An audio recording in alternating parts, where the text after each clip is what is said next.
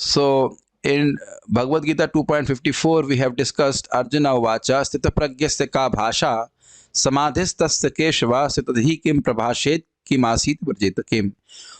Oh my Lord, what is the symptom of a person? Bhasha, paribhasha. What is the definition of a person who is sthita pragya, whose consciousness is fixed in the absolute? Samadhistasya Keshava, same symptoms. Istadhi kim prabhashet. How does a person whose consciousness is fixed speaks, or he externally and internally when he meets with dualities of this world? And kim asita, how he controls his senses, and vrajeta kim, and how he allows his senses to function when there is an opportunity. So these are the symptoms with which a person has to be known. And Srila Prabhupada made a very important point that the main symptom of a person in Krishna consciousness is what he speaks. And I'll add to it further what he likes to speak. I may speak something when I am giving class, but what do I like to speak when the class is finished? That's a question that has to be answered. Make sense to you? We may discuss things, we may hear things in the class, but what do we want to discuss and hear after the class finishes? So from that we can understand our consciousness is getting purified. Suppose if we have to sit in a conversation which is not Krishna conscious and we feel why I'm here, then be very happy that means your consciousness is actually getting purified. And if suppose Krishna Katha is happening and if we are thinking why I'm not there in the Krishna Katha, oh it is going on because for whatever reason, maybe you have to study or do something, oh this is happening, I'm not able to go, be very happy because you are becoming sthita pragya, you are developing attraction for Krishna. Okay, so now the Lord will answer and explain, giving the definition or the symptoms of a person who is fixed in his consciousness. And nobody here in front of me to repeat, so I'll just chant my own myself, except Paramatma in my heart. Sri Bhagavan Uvacha Prajahati Yada Kaman Sarvan Partha Manogatan Atmani Evatmana Tushtah Sthita Pragyastadochyate. Beautiful shloka, very heavy shloka, very amazing shloka. Sri Bhagavan Uvacha Prajahati Yada Kaman Sarvan Partha Manogatan Atmanye Evatmana Tushtah Sthita Pragyastadochyate. So let us read the word meanings. Sri Bhagavan Uvacha, the Supreme Personality of Godhead said, Prajahati gives up, Yada when, Kaman desires for sense gratification, Sarvan of all varieties, Partha, O son of Pritha, Manaha Manahagatan of mental concoction, Atmani in the pure state of the soul, Eva certainly, Atmana by the purified mind, Tushtaha satisfied, Sthita Pragya transcendentally situated, Tada at that time, Uchyate is said.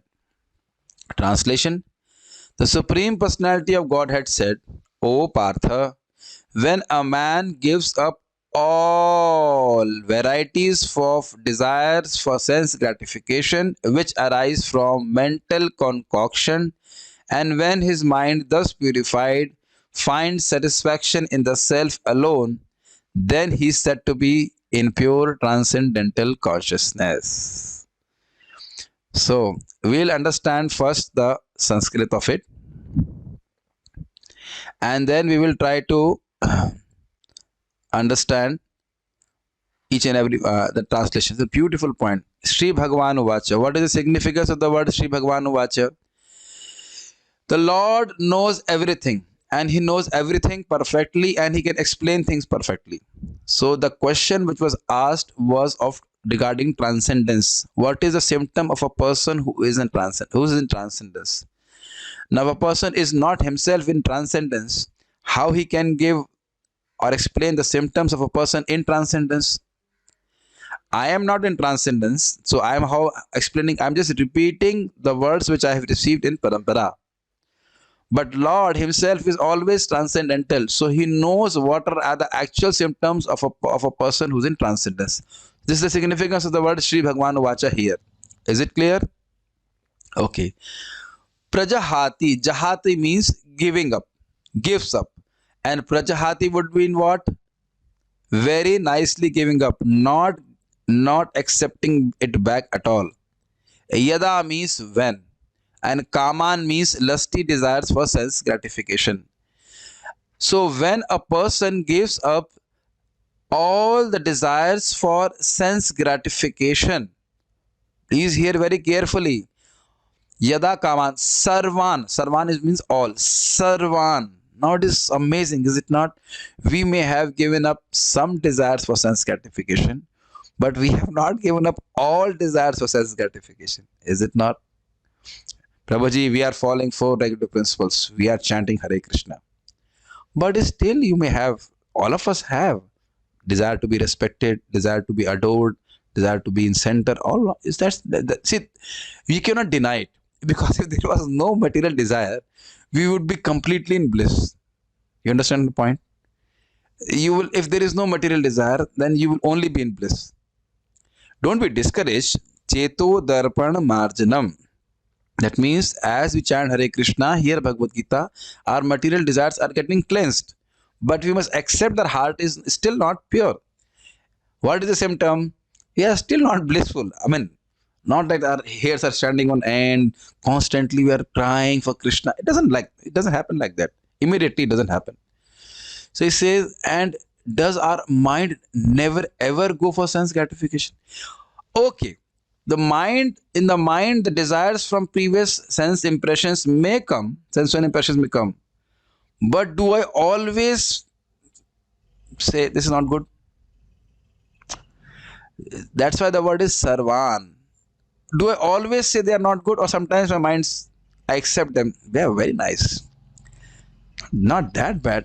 I mean, Prabhuji was telling in the class it was very bad, but it's not that bad. You understand his point? It's the nature of mind. It says because the mind is not purified. And the word here is manogatan. They are all mental concoction. You understand the word concoction, this quiet word. To concoct means it's like you take a pot of vessel and you make some concoction. You make some preparation, some juice, some soup in it. So now you understand the meaning of the word mental concoction. Is quite funny. Just like you make a concoction, mix so many things and make some concoction out of it. Concoction samajh rahe, it's like a soup. Similarly, it is the desire for sense gratification is born simply out of mind. This will make me happy. And you know that mind will select between eating, mating, sleeping and defending, and either it in gross way or in a subtle way. I may give up mating grossly, but then I may desire, oh, I must have some followers who will adore me. That is subtle desire for mating, subtle sense desire. And similarly, I may not defend myself, but I would like to defend my body. Oh, sorry, I'd like to defend my family, and I may not like to defend my family, but then I would like to defend my village. I may not like to defend my village, but then I would like to defend my country. You understand this point?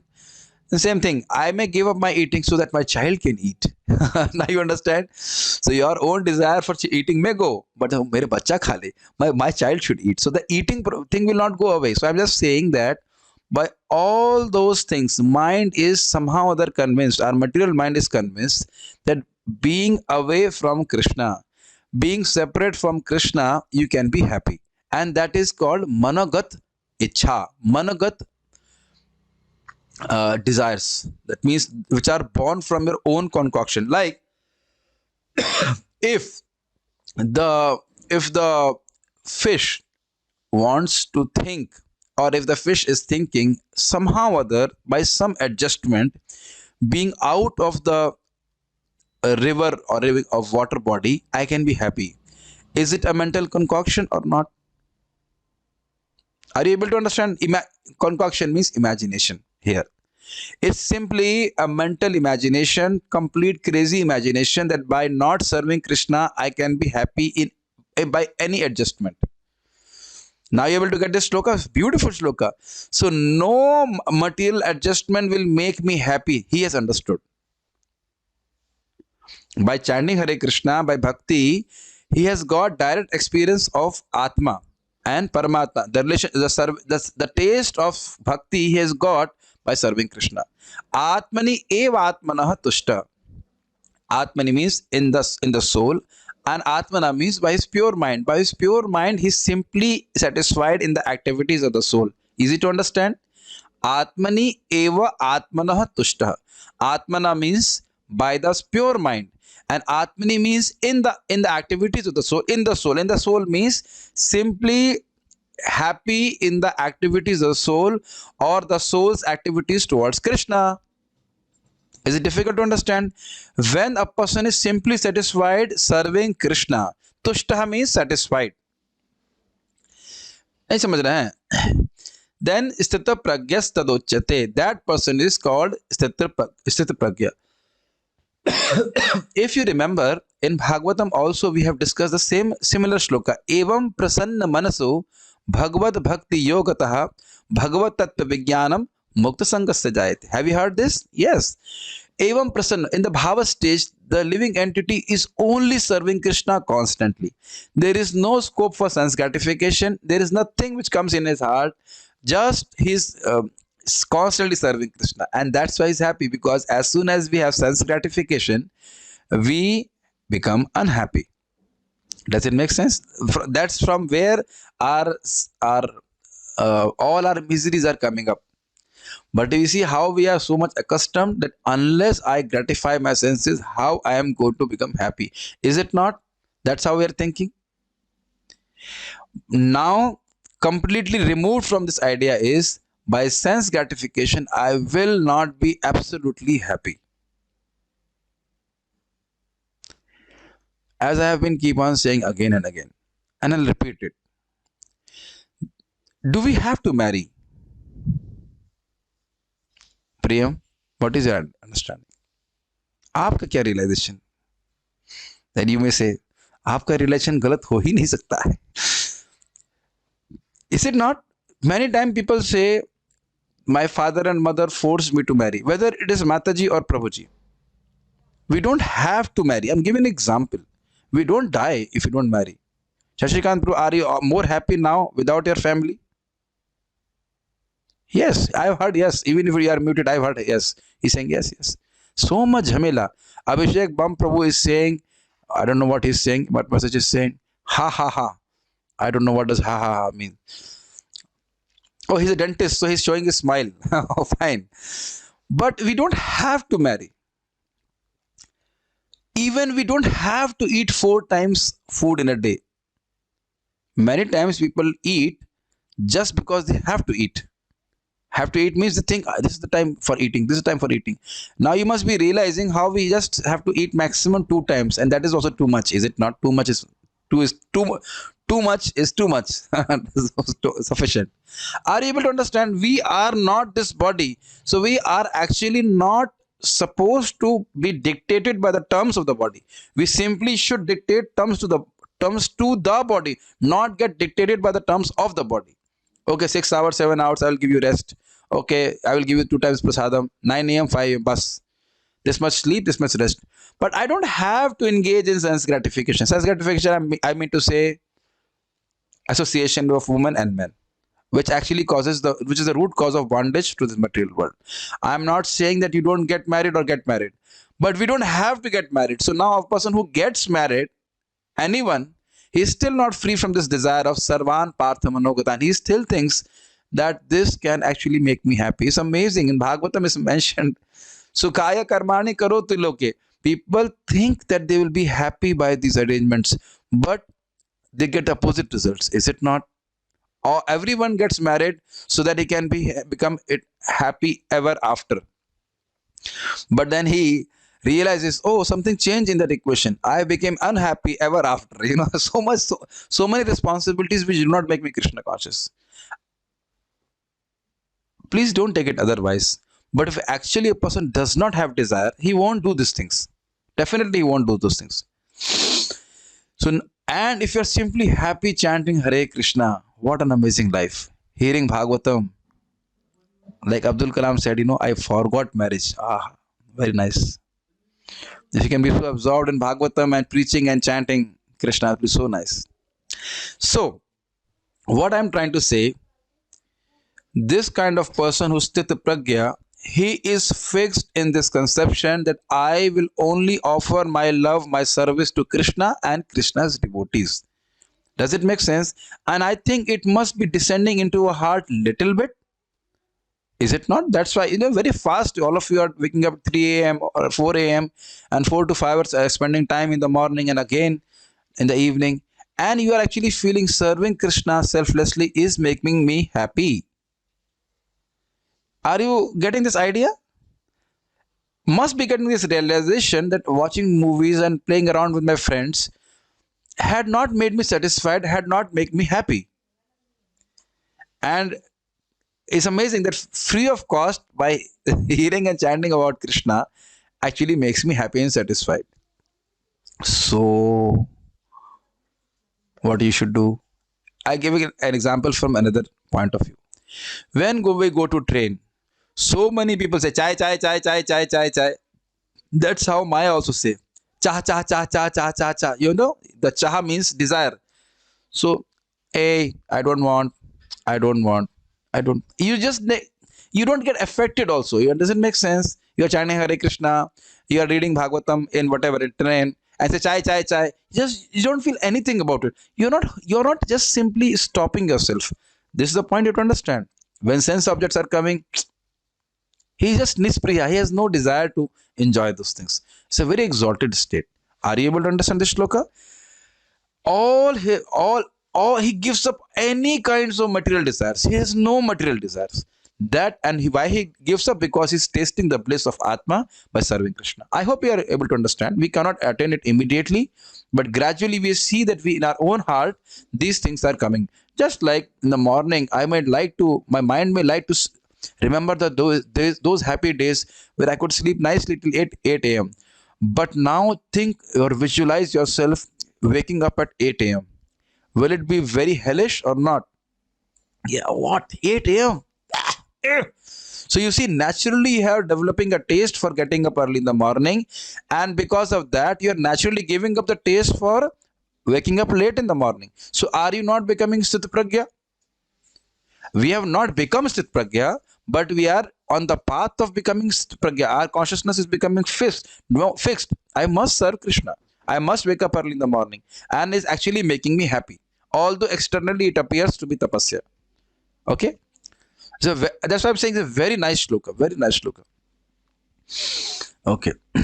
So what we have to do at our level of consciousness, understanding Shastra, when material desires come, we should understand the value of it by hearing Shastra. Obviously, simply by hearing also it doesn't work, because we have to get genuine taste in Krishna consciousness. That's the import of the shloka. Atmani eva atmana tushta sitapragyasta tadochate. Because he gets positive happiness from Krishna consciousness, that's why naturally he can give up all these material desires. Very important point explained by Mahaprabhu in Bhakti this Chaitanya Charitamrita, two different ways. If a person has desire for bhukti, that is sense gratification or liberation, he cannot taste bhakti. And he does not even have a fragrance of bhakti. And then he reversed it. When a person gets a fragrance of bhakti, all kinds of material desires vanish. Are you able to get this? So the idea is we should not be discouraged. As we become advanced in bhakti by hearing and chanting about Krishna, naturally we give up these desires. Okay? And I think some of the desires naturally must have given up, which don't come to your consciousness at all. I don't want to. Like somebody invites me for marriage. I'll come. And then the whole marriage is finished. Acha, us din tha kya? It was happening that no desire to go into all these parties and marriage. It's so boring, It's so boring. Everybody is doing all sort of nonsense. I mean, I speak from my consciousness. For some people, it may be very much attractive, but I have, it's just a waste of time. I mean, a person anyhow is going to waste his time. So why should we go there and encourage him? Oh, okay, very nice, very nice. Waste your time nicely. Gita Bhushan commentary. O son of Pritha, when a person completely, it's not underlined here, but we can underline it, completely gives up all desires situated in the mind, he is known as Titra Pragya. Acha, I will not ask you, but have you stopped all sense gratification? No. Now, whatever sense gratification you're attached to, is it making you happy? No. That is the realization of a devotee. That's very good. At least that much realization you should have. Suppose if you have an attachment to cricket, now when you watch cricket, it's a boring like that. Just boring, it's boring. That itself is a sign of purification of heart. You understand this point? Why he gives up? He understands it's boring. It's so useless. So that is why he gives up this desire for sense gratification. As these desires belong to the mind. Now, beautiful point. Somebody say, hi, these desires are in the mind. How is he able to give up those desires? Hear very carefully. As these desires belong to the mind, it is possible that they can be given up. If they were to belong to the Atma, then they would be difficult to give up, just as it is difficult for fire to give up its quality of heat. Beautiful point. Did you get this? Mind is a covering for the soul. The soul is always full of desires to serve Krishna with love. Those desires can never be given up because they belong to the Sarupa of soul. Jiver Sarupa hoye Krishner Nityadas. But mind is an external covering of the soul. So those desires, material desires, are lodged or situated in the mind. They are not in the soul. Are you able to understand this point? Because the soul is identifying with the mind because of the false ego, then it says, oh, by these desires I'll become happy. Does this make sense? I will not ask which sense gratification you're attached to, but any sense gratification you're attached to or we are attached to. Oh, I should become famous. Now, who will become famous? Where the desire is? In the mind. It has nothing to do with Atma. So, Atma identifying with the mind thinks, oh, if I do these things and I'll become famous, I'll be happy. That is a basic desire of soul, that it wants to be happy. Are you able to follow the process? We want to be happy, and by identifying with our mind, and the mind has desires, material desires, we say, if we satisfy my dear Prabhu, dear mind, I'll become happy. This is the whole process why we are situated in this material world. Are you able to get this? Now, as he practices bhakti, he can understand these are the desires of my stupid mind, and these had not made me happy previously, and even now when I gratify my senses, I don't become happy. So why should I continue to satisfy them? Are you able to get this point? And even if a devotee is weak, if he continues to do bhakti, he will naturally give up these desires. And as he's doing bhakti, even if he falls down and engages in sense gratification, this is not good. Why I'm doing like this? So, in feeling remorse, and he continues to chant Hare Krishna bhakti, and then slowly, all those desires will be taken away by Krishna. And in that, most important is association of Vaishnavas. By associating with devotees who are more advanced, something changes in our heart. We aspire to become like them, just like Shukdev Goswami. Don't you want to be absorbed in Bhagavatam like Shukdev Goswami or Parishit Maharaj? We are not, but we by hearing about them, or Prahlad Maharaj like that, or the way he's praying to Krishna, Vishnu, oh Vishnu, my Lord, let there not be even a sprout of material desire in my heart. Ankur hi nahi nikle. Like that. So we can also pray like that. Na dhanam, na janam, like that. So I'm just saying, it is not possible for Atma to give up the desires to serve Krishna, because that is natural, inherent in the Swarupa of the Atma. But the desires of the mind can be given up, and we are seeing here by the process of bhakti, we have naturally given up the desires which were lodged in our mind from our previous impressions. Is it not? I hope you must not be watching movies. Not normally, Prabhuji, but I mean, आप झूठ क्या बोले, आप आपसे मतलब Sometimes. No? Good boys. Okay. Okay, let's go forward. But can one remain like a dry piece of wood? So now you may think, oh, all the desires are given up. That means I will not do anything. If there is no desire, I will not do anything. Arjuna, if he poses this question, then he says, no. He becomes completely satisfied or tushta with his swarupa or the Lord Atmana, whose essence is self manifesting bliss. His mind having withdrawn itself from material desires, the person who gives up all sense objects as insignificant and enjoys the bliss of the self is said to be situated in samadhi. He is called sthita pragya, self realized. Now, are you noticing this? That this shloka describes the definition of a sthita pragya which he himself experienced in his heart. It's not that the outside people will experience. He understands that my mind does not go to sense gratification. Now I don't listen, I don't become affected by the, how to say, vagaries of the weather of my mind. Sometimes the mind is lusty, sometimes it is angry and all those things, and he just disidentifies himself with the mind and is not affected by it. Rather, he's feeling the bliss and happiness of Krishna consciousness. So because he feels the bliss and happiness of Krishna consciousness, he naturally gives up the material desires which keep on surfacing in the mind. Prabhupada explains in 4. Some devotee asked me a question regarding this. 4.68 was the shloka, and the thing was 20. I'm not forgetting this thing, but devotee asked me yesterday the same question. And Srila Prabhupada explains this: unless the mind is completely tasting the bliss of Krishna consciousness, naturally some things will surface. Those material impressions will come. But one should not get affected. Should remain fixed in Krishna consciousness, or try to remain fixed in Krishna consciousness, remain engaged in Krishna consciousness, and those desires will go away. They will not affect us. We must remember that those desires can only affect us, or those impressions can only affect us if we join our free will with them. Somebody was asking what is lust.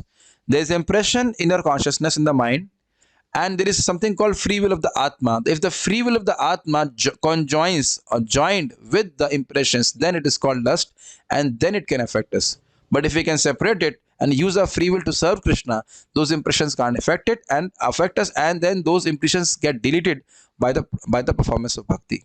This will again come where the Lord will define lust, but will I'm just giving you a small hint here. According to Medini, Atma Pumsi Subhavepi Paryanta Prayanta Manasorapi Dritavapi Manishayam Sharir Brahmanorapi. Atma refers to the human being, nature, fire, mind, determination, understanding, body, and Brahman, Jiva, and the Lord. The word Brahma in this definition of Medini refers to Jiva or Ishwar. So, the idea is that this person remains happy to realize his self as Atma and realize Krishna's qualities by doing bhakti, and that's why he gives up any kind of material desires. I will explain a different way. When you taking a feast, actually taking a feast, and somebody gives you bhusa, would you like to have bhusa? No, Prabhuji, we don't take bhusa otherwise also. Yeah, but that's what we have been fed since time immemorial. The bhusa of हमारे दिमाग में भूसा ही तो भरा हुआ है. This bhusa of sense gratification, this fodder of sense gratification, we are eating day in and day out. कुछ खाने के लिए है ही नहीं, क्या करेंगे? If there is nothing to eat, then we'll do that. But if you have a big feast, then you naturally become detached from bhusa, or even any thought of bhusa. Is it not? Similarly, when we get the spiritual variegatedness or happiness of Krishna consciousness, then we naturally give up sense gratification. I am repeating this point so that we understand this point. Krishna consciousness is not no to Maya, but yes to Krishna. You like Bhagavad Gita class, that's why they're coming here, not thinking, oh, it would have been so nice, I would have watched whatever morning session, some serial, something. That thought never comes also, is it not? Or in the evening when we hear discussion Bhagavatam every day now, that is a prime time slot for all the serials, is it not? 6:30 to 8:30. But do we think, oh, what a big nice serial it was coming. This Prabhu has eaten our main prime time. No. Are you not seeing it yourself? So how much we have practiced? Very less. And still we don't have given up so many material things. This whole process should continue.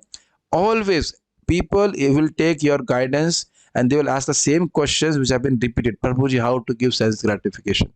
We hear so much. You engage your senses in Krishna's service, you naturally become happy and you give up those sense gratificatory things automatically. It's not just sitting in a room you will give up sense gratification. No, it doesn't work like that. Purport. The Bhagavatam affirms that any person who is fully in Krishna consciousness or devotional service of the Lord has all the good qualities of the great sages, whereas a person who is not so transcendently situated has no good qualifications because is sure to be taking refuge in his own mental concoction. Now, what does Prabhupada say? I think some of you might know this shloka. It's a beautiful shloka and very deep shloka. यस्यास्ति भक्तिर्भगवत्य किंचना सर्वैर्गुणैस्तत्र समासते सुरा हरौ भक्तस्य कुतो महद्गुणा मनोरथेना सति धावतो बहिः. Beautiful shloka. It says Yasyasti bhaktir bhagavati akinchana. A person who has akinchan bhakti to Krishna, he is serving Krishna selflessly without any desire except to serve the Lord and please the Lord. Very beautiful. Akinchana bhakti. Akinchan means a person who's a pauper, who's a beggar, who has nothing else in his possession except Krishna. It will come. Namo akinchana vetyaya nirguna guna vrittaye. Namo akinchana vittaya. Mother Kunti is saying, "Oh Krishna, you are the vitt, you are the money or the property of those who are akinchan, who do not have any conception that they possess anything in the world except you. Namo akinchana vittaya. You are a property of beggars, so to speak." Samadhana, beautiful. Now, another meaning of akinchan vitta means, I'm just speaking on the word akinchan, that Krishna considers such devotee as his only property. It's a beautiful point. See, the devotee thinks he does not possess anything in this world except Krishna and his bhakti and service to Krishna. And Krishna, although he possesses everything, he thinks, I don't possess anything except these akinchan bhaktas. Can you see the taste of Srimad Bhagavatam? It's amazing. The same thing. Yasyasti bhaktir bhagavati akinchana. Ahetuki bhakti, akinchan bhakti, a person who is serving Krishna in a causeless way. Remember, I'm not talking about sadhya bhakti. I'm talking about even sadhana bhakti, where we are chanting Hare Krishna to get love of God. Okay? To get prema bhakti. So now, what will happen to them says, Sarver gunas tatra samasate suraha. All the demigods with all their good qualities reside in the body of that devotee. Hear very carefully. All the demigods with all their good qualities are residing. It's not that only the good qualities are residing. Demigods with their good qualities are residing. But Srila Vishwanath Chakravarti Thakur explains, it's not that only the demigods are residing in the body of a devotee. That happens with the demigod worshippers also. Krishna, with his divine qualities, with demigods, with their divine qualities, is residing in the heart of a devotee. Tumhare hriday sada govinda vishram. So why Srila Prabhupada is saying this? Is it not an amazing quality to give up all material desires? Everything. So you may question, how will I give up all material desires? Simple. We should serve with an aspiration to serve Krishna as a matter of duty. From there we should start. I am eternal servant of Krishna. I must not serve Krishna for material results. Okay? From there we start and then give up this idea that I possess things in this world. Be very careful.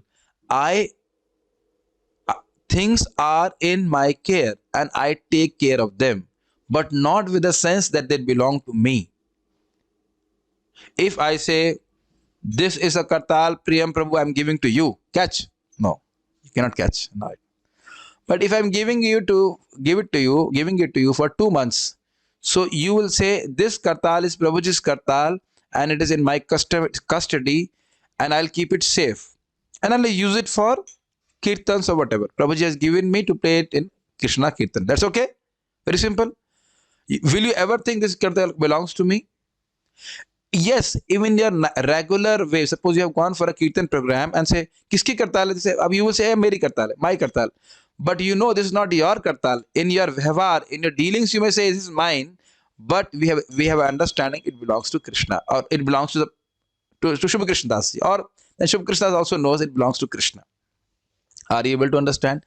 So since these things belong to Krishna, I will use it only for Krishna's pleasure. That's a simple point you have to understand.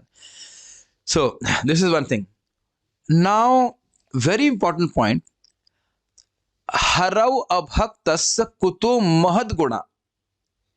A person who's abhakta, a person who's not a devotee of Krishna, he may right now manifest very good qualities.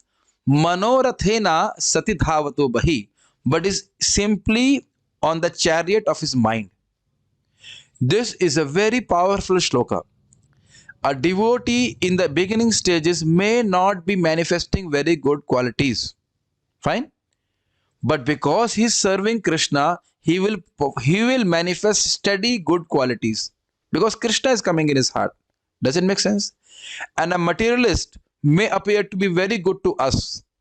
And it has happened to so many devotees. अरे इससे तो भक्तों से तो ये अच्छे हैं, बाहर वाले अच्छे हैं. होता है कि नहीं? And sometimes outside person is good to you only because he wants some sense gratification from you and is the only reason he's good to you. And as soon as his sense gratification is impeded means stopped by some circumstances, he will immediately become your enemy. Be very, very clear about this point. A case in point is Mother Devaki and Kansa. Kansa was a king and he was driving the chariot of Mother Devaki on the occasion of her marriage. That as soon as he heard that the 8th child of Mother Devaki will kill him, immediately he took a sword and he was ready to kill his own sister. Now you're able to see? As externally he's showing very great affection, he's very nice brother and all that. But as soon as sense gratification is impeded, immediately they are reverting. So don't be surprised when we are interacting with karmis or sense gratifiers that they will surely, अरे ये बदल क्यों गया? ये बदला नहीं, वो वैसे ही था. He has not changed. He was like that only. He was having a relationship with you in any way only because of sense gratification. And he was only thinking about his sense gratification when he was thinking of you. I'm going to speak something which may not be palatable to people, so close your ears. But Praladhanand Maharaj mentioned this point. If a girl says to a boy, "Oh, I love you," and if the boy says to a girl, "Oh, I love you," basically they say, "I want to eat you." Did you understand what I'm trying to say? Would you like to accept what I'm saying? I won't elaborate further. Some things have to be meditated upon and you understand. And there is no love in this world. Only when love is only there when I want to serve a person in a way so that he can come closer to Krishna. That is the only thing which is called love. Everything else is only lust. Think about it. Okay. It's a very revolutionary point. It's coming from sannyasi, so I'm repeating it, and it's a fact. We only want to gratify our senses with people by trying to enjoy people's body, by their minds, by their emotions. We don't really want to love them if we want sense gratification. And suppose I want to speak Bhagavad Gita here, and then in due course of time you want to speak Bhagavad Gita to others. What do you want to do to them? You want that they will get benefit, they will get a light in their life, and then they go back to Krishna. What a wonderful consciousness, is it not? Is it not? When you give somebody prasadam, what do you have in mind? At least he will get a human form of life, and maybe he will become a devotee. Is it not? It's a very wonderful consciousness. I am just sitting in the village where the devotee who's actually is a farmer, he grows vegetables, and he was telling, now I said, Prabhuji, kaise lecture dena hai? So I said, okay, you hear that lecture and then you give lecture. And he said, I'm so happy now. He takes 1 week to prepare that lecture, but he's just happy sharing the knowledge of Krishna consciousness with others. This is real love. Okay. So why I'm saying all those things, you understood the example. Okay, I did not explain one thing. Prahlad Maharaj. Prahlad Maharaj was severely harassed by his father, is it not? And what did he pray? Oh, my dear Lord Vishnu, if you want to give me a benediction, please deliver my father. Now you have two things in contrast. Severely harassed by the person, same person, but he's thinking of his welfare. And here, Mother Devaki has just completely offenseless, done nothing to Kansa, but immediately is ready to kill her. Now you're able to understand the only way. Anytime anybody asks this question, how to get away with lust, how to get away with anger, anything, sadhan bhakti hi hai. We must remember the abhideya is bhakti. Whatever good qualities we want, it will come to us gradually by chanting Hare Krishna, by hearing Bhagavatam, by reading Bhagavad Gita, by taking prasadam, by following the process of bhakti. I give an example also in this regard. One of our devotee boy, his name is Keshav. Though few years back he was young, well, younger than what he is now, and he was in anxiety. My voice is very thin. My voice is very thin. It's like when he used to talk, I thought I was talking to his mother. And he was in anxiety. When will my voice be like a male, more with bass? And now he's growing up because he's eating nicely. He grows up and naturally his voice becomes like a male. No, the kids have, what do you say, shrill voices. Similarly, if we continue to take the doses of bhakti, continue to chant Hare Krishna with the proper attitude also, then you'll see, oh, so many good qualities are coming in me. So many good qualities. And that's not because of me, but because of Bhakti Devi. This one quality, if it is coming into your heart of thinking of welfare of others, you should be very happy. You understand the point? Not desiring bad of others and thinking of welfare of others. If that is coming in your consciousness, you are becoming a true devotee. How can I help others? How can I help others? How can I help others? And if you have that desire, you know what? Krishna will empower you to do that. So, and you say, suddenly I'm able to help people. Suddenly I'm able to convince people to accept Krishna consciousness. Out of the blue, not out of the blue Krishna, you get this power. This is very nice consciousness because it's not because of us, but because of Bhakti Devi. So you understand this point? Devotee has steady good qualities and non-devotees are only in their mental concoctions. Consequently, it is rightly said herein that one has to give up all kinds of sense desire manufactured by mental concoction. I'm adding the word factory. Okay, made in mind. That's, I've never spoken. This is very nice. Made in India, made in China. No, made in mind. All these things are made in mind. Have you ever noticed? I just now noticed in the train, we were very much confounded. Confound means confused. You know, they have this 3-tire AC. They have the chain which you lock it up upstairs. They change it to sides. And for at least for 2 or 3 minutes, we were confused how to chain it up because we are just programmed to change it up. And then they suddenly found out they have put it to side. It doesn't solve any purpose. It doesn't improve any design. Just because of the mind, they have to change something. Have you heard, like, have you experienced in this life? They keep on changing new and new design, just so that mind becomes satisfied, but the mind never becomes satisfied. This mental concoction factory. Artificially, such sense desires cannot be stopped. I was mentioning this point. You cannot just sit there, I will not desire anything.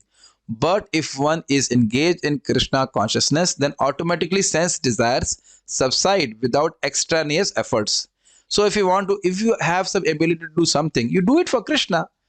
Again, I'm saying, I want to speak about Krishna. I'm doing it.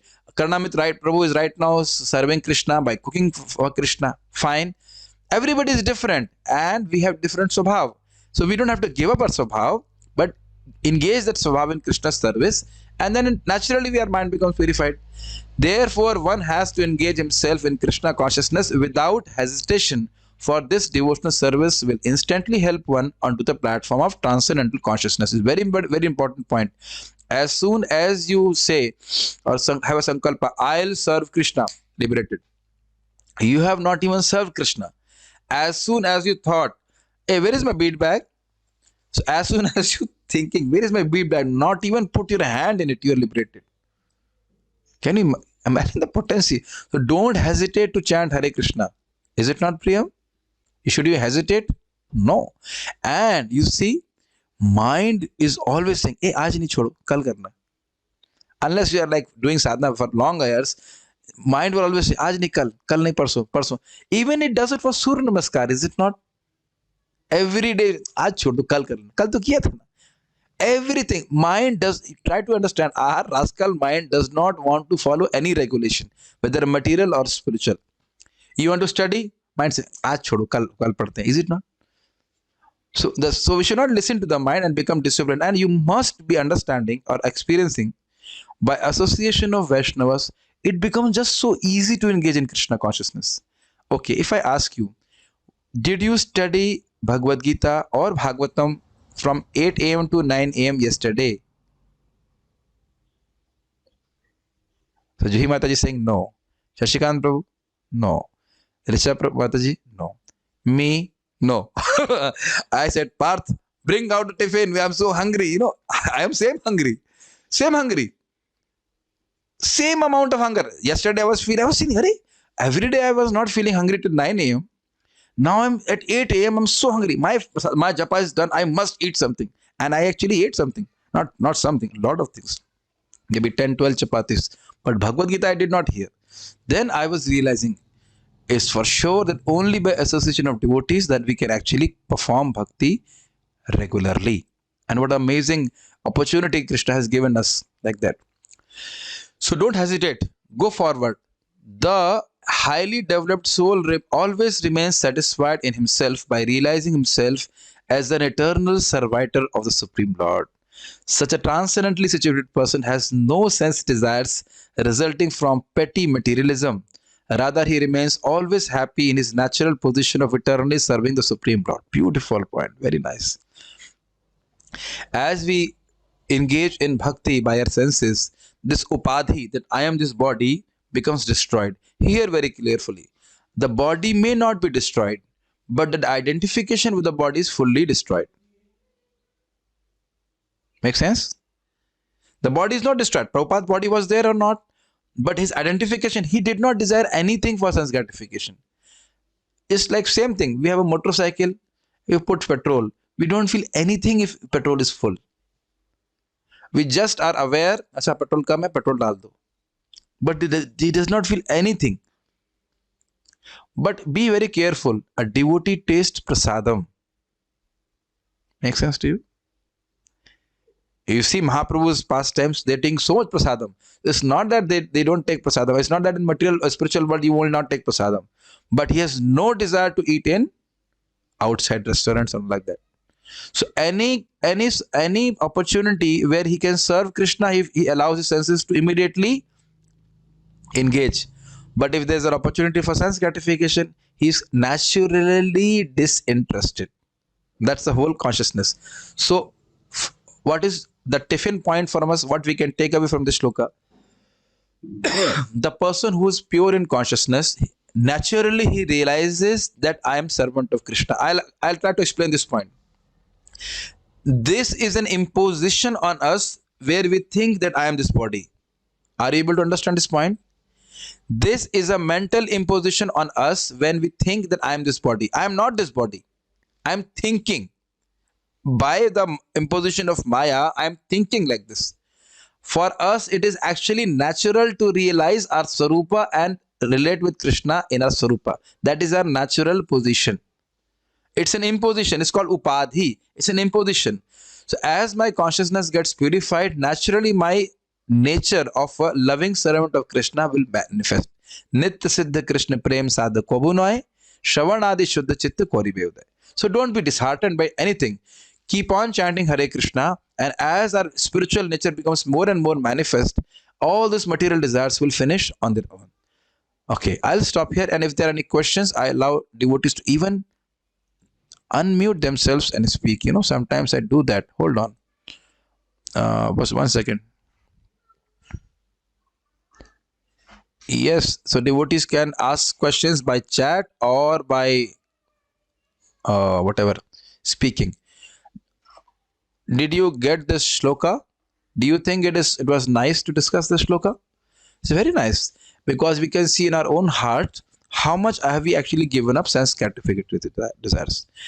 And one thing also I want to say, it's not that when you're beginning to little bit bhakti, do little bit bhakti, that Maya will say, okay, okay, jao, jao. It doesn't work like. She will always show you the carrot which you like. I mean, I'm just showing it for display. You want to serve Krishna, but what about this carrot, my dear Milind Prabhu? And she will also address you as Prabhu only. Milind Prabhu, what about this? You have been a very nice devotee since so long. But what about this sense gratification which you really liked? And you know what?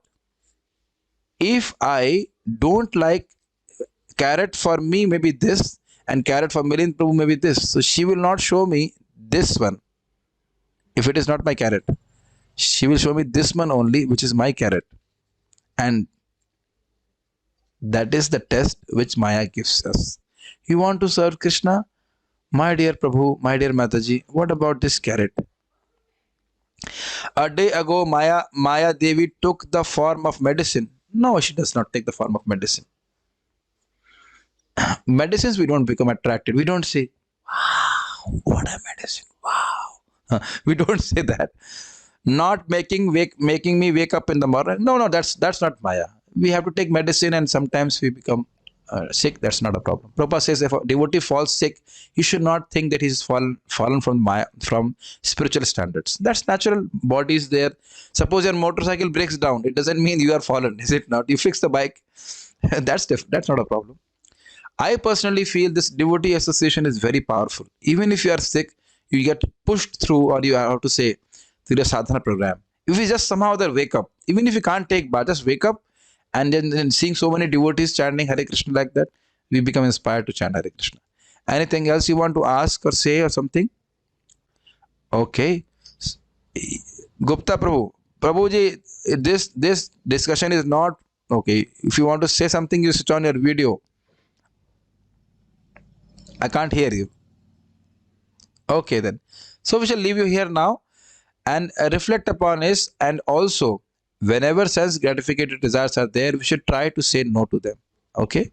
And in that way, and also engage in bhakti, then we can go forward and become more established in bhakti. Just I'll give an example. You have been saying no to sleeping in the morning since many months now, is it not? Now to say no to sleeping in the morning is very easy. And if you keep on saying yes, yes, yes to sleep, then it will never work. So we have to at some points stand up and say no to sense gratification. Also, I will not engage in this sense gratification, and I'll keep on engaging in bhakti, then those things will become natural for us. I shall stop here now. Srila Prabhupada ki jai, Srimad Bhagavad Gita ki jai, Tai Gaur Premanande.